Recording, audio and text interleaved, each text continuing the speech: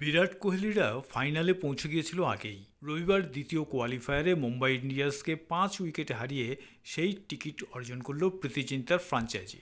খেলা শুরু হলো নির্ধারিত সময়ের 2 ঘন্টা 15 মিনিট পর। আহমেদাবাদে বৃষ্টির কারণে টসের পর খেলা শুরু হতে পার হয়ে যায় অনেকটা সময়। টস হেরে প্রথমে ব্যাট করতে নেমে শুরুটা ভালো না হওয়া সত্ত্বেও 200 গন্ডি টপকে যায় মুম্বাই ইন্ডিয়ান্সের স্কোর।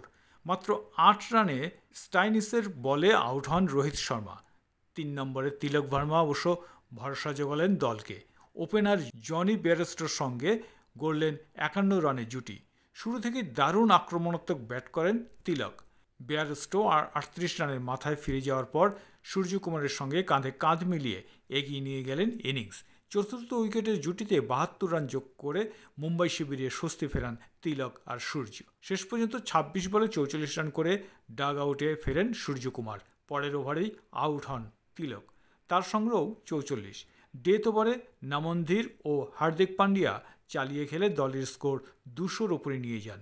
20 ওভারে মুম্বাইয়ের সংগ্রহ 6 উইকেটে 203। পাঞ্জাবের সফলতম বোলার ওয়ারজাই 43 রানে 2টি উইকেট নেন। বৃষ্টিবিঘ্নিত ম্যাচে 204 রানের টার্গেট তাড়া করতে নেমে 6 বল বাকি থাকতেই কার্যসিদ্ধি করল পাঞ্জাব। প্রবল চাপের বোঝা কাঁধে নিয়েও শ্রেয়াস উপহার দিলেন অপরাজিত 87 রানের ইনিংস। 41 বলে 5টি 4 ও 8টি ছক্কা হাঁকিয়ে মাঠ ছাড়লেন বিজয়ের হাসি ছড়িয়ে। রান তাড়া করতে নেমে শুরুতে উইকেট হারিয়ে চাপে পড়ে গিয়েছিল পাঞ্জাব, তবে পাল্টা আক্রমণে ম্যাচের গতি বদলে দেন জশ ইংলিশ। এরপর হাল ধরেন শ্রেয়াস ও নেহাল। চতুর্থ উইকেটে 84 রান করে মুম্বাই বোলারদের চাপে ফেলে দেন তারা। বুমরা, বোল্ট কাউকেই রেহাই দেননি। নেহাল 48 রানে আউট হওয়ার পর দলকে জয়ের লক্ষ্যে পৌঁছে দেন শ্রেয়াস। প্রথমে ব্যাট করে 200 রান করা মানে মুম্বাই ইন্ডিয়ান্সের জয়। ব্যাপারটা এমনই ছিল। পরিসংখ্যানটা আর নিখুঁত রইল না।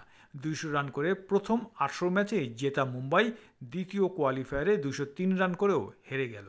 আর 5 উইকেটের জয়ে 11 বছর পর আবার আইপিএলের ফাইনালে উঠল পাঞ্জাব, যেখানে তাদের প্রতিদ্বন্দ্বী রয়্যাল চ্যালেঞ্জার্স বেঙ্গালুরু। পাঞ্জাবের মতো বেঙ্গালুরুও কখনো জেতেনি আইপিএল, যার অর্থ মঙ্গলবারের ফাইনালে নতুন চ্যাম্পিয়ন পেতে যাচ্ছে আইপিএল।